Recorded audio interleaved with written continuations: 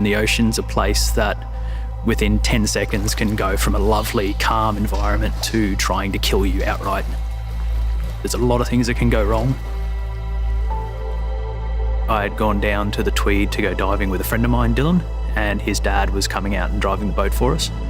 We decided to go out to a reef called 9 Mile. So we got in, we did one drift across, and he picked us up and took us back up again. Unfortunately, after doing those drops, his father had lost track of where we were, and we got separated.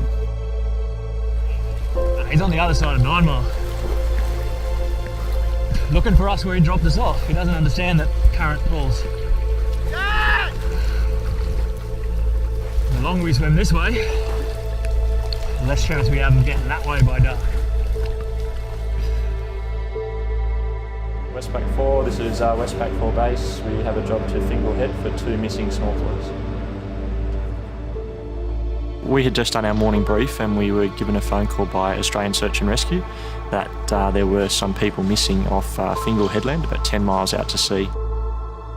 We took some time to plan and deployed to Fingal for a search. We have a job to Fingal Head for 2 missing snorkelers.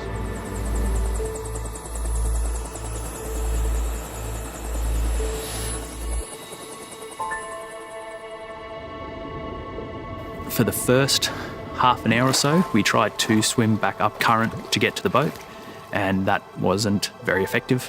One way to get noticed is you take one of your fins off, stick it on the end of your spear gun and put that up as high as you can, because the carbon of the fin reflects sunlight, so it acts kind of like a large mirror. That didn't work and get his attention, and also when you do that, you're swimming a bit erratically, and erratic swimming attracts certain creatures that you don't usually want to attract in those situations.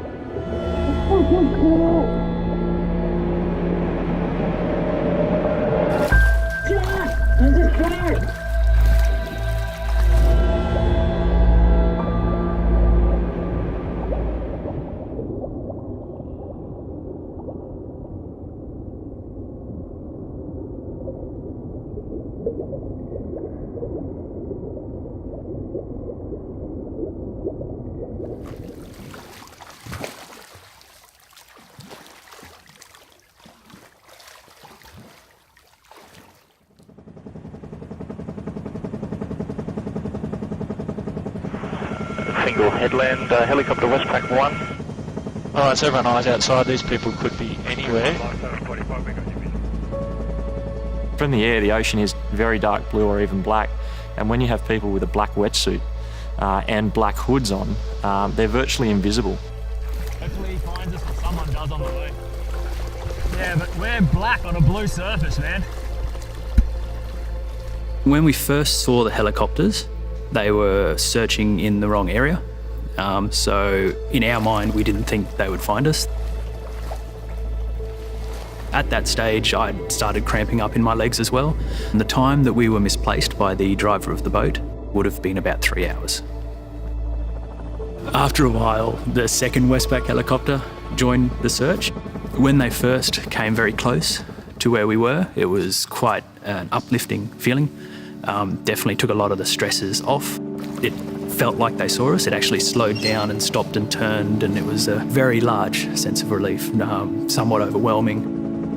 I've spotted two divers, 3 o'clock. Cabin door is opening.